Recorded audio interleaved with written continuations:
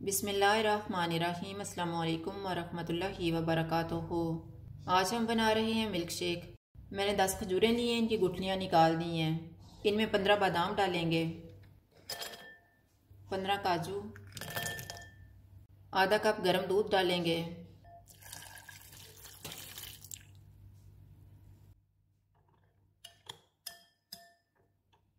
इनको 15 मिनट के लिए कवर करके रख देंगे। मैंने हाफ टेबल स्पून तुहम लंगा लिए है। इसमें 1/4 कप पानी डालेंगे।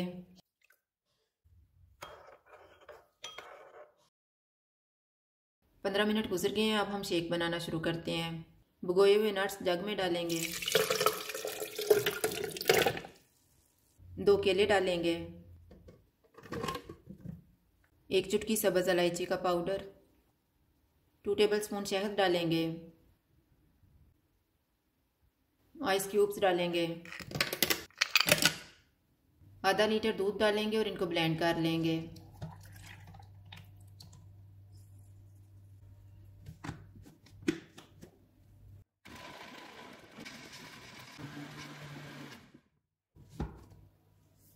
अब इसमें भिगोया हुआ तुहम लंगा डालेंगे और मिक्स कर लेंगे।